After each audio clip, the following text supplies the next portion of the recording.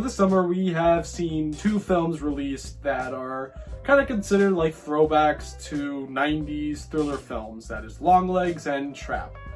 So, let's talk about these two films.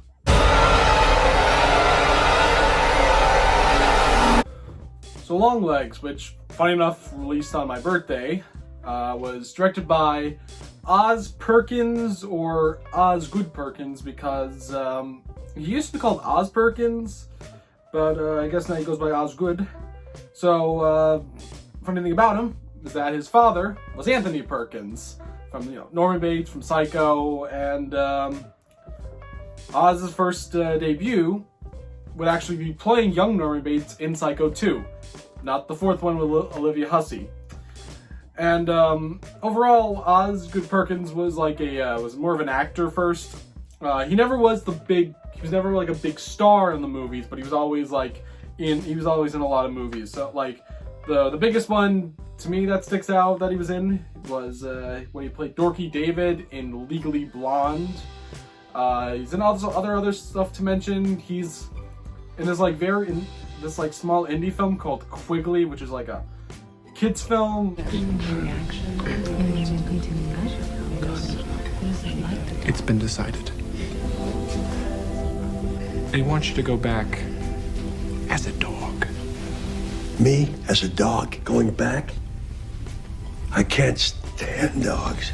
And it's about Gary Busey turning into a dog, and Oz Perkins plays like his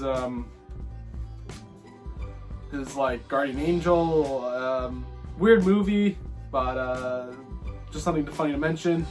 He was also in J.J. Abrams' Star Trek as the guy that Uhura replaces on the bridge in the first one. And he was recently in Jordan Peele's Nope in the opening scene at the studio. So yeah, that's what he's always been. But he's directed some movies. Most notably, he directed a Gretel and Hansel horror film. And then he directed this film, which is basically about a serial killer played by Nicolas Cage, who has been killing people, but it's in this way where a doll is given to a family, and then the father of the household kills everyone, including himself, in the house, and it's up to Micah Monroe, who plays Lee Harker, an FBI agent. Micah Monroe has been in basically a lot of independent films, which I have not seen any of these movies. The only film of hers I've seen her in is Independence Day Resurgence, where they recast Maya Whitman with her role as Bill Pullman's daughter. So that's the only. I'm sorry, but that's all I've seen. I do kind of like Independence Day Resurgence. It's fun, but that's the only thing I've seen her in. And then, but overall, this definitely feels like it's basically the best way to sum up this movie is it is The Exorcist meets Silence of the Lambs, because it's there's FBI agents trying to find a serial killer, and kind of has stuff to do with demonic possessions. And yeah, it's a pretty freaky movie, and it's got really good performances from Micah Monroe, who was really good as this FBI agent, and then you have Blair Underwood as her boss is a fun role. Then you have Alicia Witt, who's really disturbing as Micah Monroe's mother. I'm not going to spoil the whole plot twist, but it's very disturbing. And Alicia Witt, she's been in also, she's mostly well known with David Lynch fans, she was in Dune as Kyle MacLachlan's sister, and would be in Twin Peaks. I've never seen Twin Peaks, but that's what she's been in. And obviously we have Nicolas Cage, and the big star to this movie. I remember, because I saw the trailer for the movie when I saw Bad Boys Ride or Die, and I remember seeing it. I had no idea what was going on in the trailer, and then I see Nicolas Cage's name pop up, and I thought he was a producer, which he is. He was a producer on this film, but I didn't even know he starred in the film because he didn't even like show his face in it. And Nicolas Cage, he's really, really great in this movie. So great that Nicolas Cage has come out and said that he's never going to play a serial killer or maybe even a bad guy again. And I don't know how many people even know this, but Nicolas Cage himself is has said he's kind of done with making movies right now, because as we all kind of know, he's also developing a Spider Noir show. So I think that's what he's trying to do now, is just be Spider Noir. And but yeah, Cage is really great and really disturbing in it.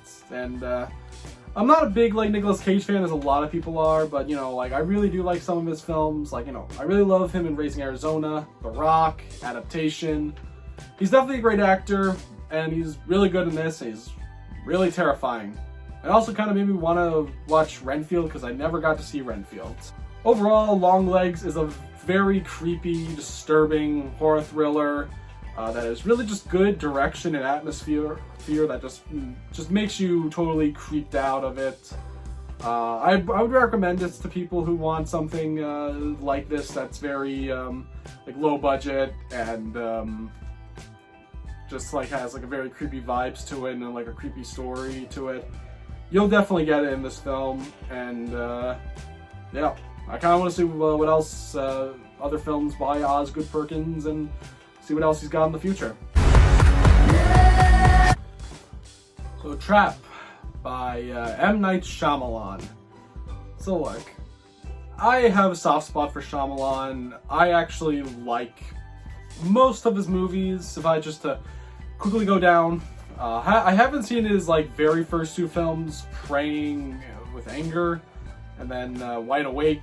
I haven't seen those movies. Sixth Sense, Unbreakable. I love those movies. I think they're one of the greatest, not just thrillers of all time, just movies in general. I just think those two films are amazing. Signs I'm not too crazy about. I don't really think it's that good as everyone says it is. Village was pretty good. Haven't seen Lady in the Water or The Happening. Last Airbender and After Earth are definitely dog piles of shit. I'm glad that M.I. kind of just stopped making these action adventure movies, because it's just not really cut out for him. And then Visit was a decent, safe comeback for him. It's not that great. Split's a pretty good thriller. Glass, I mean, it was good that he we saw the David Dunn and Mr. Glass come back, but I really think we should have got a proper sequel to Unbreakable that didn't include all the Split stuff. Old, Knock at the Cabin, the last two films that he made, I actually thought were really good too. They're also my top 4 favorites of his. I like Shyamalan overall, and his new film I thought was also pretty good. So it's kind of just a simple story about a serial killer who goes to a concert and finds out that the FBI knows that he's there, so it's him trying to find his way out of there. It's a pretty cool plot for the most part, and it obviously it stars Josh Hartnett. We all kind of know the stuff he's been in. He started off in Halloween H2O, The Faculty, Virgin Suicides, Pearl Harbor, Black Hawk Down, Sin City, and 30 Days of Night. But after kind of in the mid 2000s, he kind of disappeared into just doing more low budget indie movies. And for most of the 2010s until 2021, when he would co-star with Jason Statham in Guy Ritchie's The Wrath of Man, as the first big movie that he was a studio movie. And then obviously 2 years after that, he would be in Christopher Nolan's Oppenheimer. Obviously he was not the star, which, to be honest, I had a problem with how he didn't get he wasn't on the poster with his name wasn't on the poster with Cillian Murphy and Robert Downey Jr. I wish his name was on there, but I wasn't crazy about Oppenheimer, as all of you know, but I thought it was great to just see Josh Hartnett on a big IMAX screen that I could see that movie on, and just the fact that he was in a big movie like that was just awesome to see. And it's cooler that a year later he's in a big, he's the star of a movie, of a big, like, studio Hollywood blockbuster like Trap. Well, it didn't really cost that much, but still, I think it's kind of cool that Josh Hartnett's kind of back. Like to see him just in more stuff as an actor. And then and he's pretty good in this as the killer. Like, he's, I mean, I know people think there's stuff like he acts weird in some scenes, and but I mean, I think overall, like, he does a pretty good job of, like, trying to be the serial killer who tries to also pose as this just a regular, like, firefighter dad. And I enjoy that aspect. I also liked the daughter character played by Ariel Donahue. She hasn't really been in anything Hollywood related. She's from Australia and has just mostly done Australia films and TV. And so also in the movie you have Salika Shyamalan, who is, everyone kind of knows as M. Night's daughter. Not the one that wrote and directed The Watchers. That was Ishana Night Shyamalan. But Salika has made contributions to her and to her dad's films. She wrote a theme song for the show Servant, which M. Night was an EP on and would direct some episodes. I never watched Servant. I know it ended and it's on Apple TV. I never saw it, and I don't think anyone else saw it. And it, strangely enough, ran for 4 seasons. Alright. I guess that's pretty impressive for a movie that I don't think a lot of people knew. And she also wrote a song for Old. Only one song, and obviously for this film she wrote an entire album around it. I don't know how big she is. Like, she's only really been like making music as of just this decade. But from listening from the music in this movie, I think it sounded pretty good. And her acting, I think, was actually pretty decent for the most part. How she kind of like, not to get too spoilery, but like how she acts kind of like calm in the movie in an intense situation, I thought was like well handled. But to be honest though, I really didn't know how involved she would actually get in the story, because there's like, there's like a big like, there's like 2 halves to the movie, and that is like, it is just Josh Hartnett just trying to find a way out, and it's just her on stage singing most of the time. But as the movie goes on, she definitely gets a little more involved in the plot. And the last actor to mention is Haley Mills, who I guess you classic Disney fans would know her from the Parent Trap movies. And yes, she was in the original Parent Trap, and then she was in all 3 of the sequels that were TV movies produced by Disney in the 80s.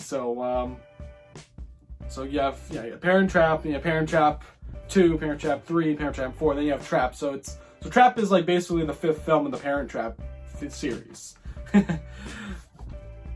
I mean, I don't know, that's what I think. She's fun in the movie though, as a person who kind of like knows how serial killers work. And when like, in the trailer you see Josh Hartnett steals a walkie-talkie, which she's speaking through, and it's kind of fun to just listen to her through that. So that stuff was pretty cool in the movie.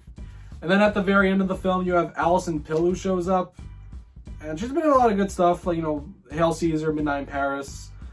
But a lot of people is gonna just like will say that she's known for being in Edgar Wright's Scott Pilgrim vs. the World as the Kim Pine character.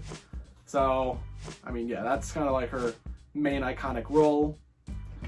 And she comes at the very end of the movie too, and she actually is also really good in this movie. And so overall, I liked Trap by M. Night Shyamalan. I did not like it as much as Knock at the Cabin though, which was really good. I still think that a lot of the shots are all great from Shyamalan. It's definitely all visually stunning to me. And I think the acting is still great. It's great to still see Josh Hartnett in something. My only big issue with the film would probably just be the ending might gone on too long, or maybe should have been reworked. And also, I think the twist, while it's not bad, it's just not executed well. I don't want to go too deep, but the whole twist I think should have been done a lot better. But at the same time, though, I feel like I don't know. I feel like M. Night's kind of done with coming up with like twists, because like I don't know, like even like when you look back at some of his movies, like, you know, Split, even that movie didn't really have like a big twist besides it saying that it's in the same universe as Unbreakable, but like it doesn't really affect that movie in any way. Still, like it's like there's no big twist with the Kevin character really, so that's what I gotta say. And but yeah, like even Knock at the Cabin, the twist wasn't even that like big, but I don't know if he's done with like twists. Well, we'll have to see with his next film, which I think is coming out next year, or I don't know. It's cool though that he's making like, you know, he made like 3 movies 3 years in a row, so that's pretty cool. And overall, I'll look out for whatever he has next. And overall, I really enjoyed watching Longlegs and Trap as these so-called throwback movies to serial killers of the 90s. And I hope we can kind of see more movies like this. That's, you know, if like, you know, if that's kind of like where horror is going back to, because I kind of do prefer the more thriller aspects of horror, and hope we get more of this. But anyway, thank you guys very much for watching this video, and still keep on the lookout for my next huge ranking video on a few franchises.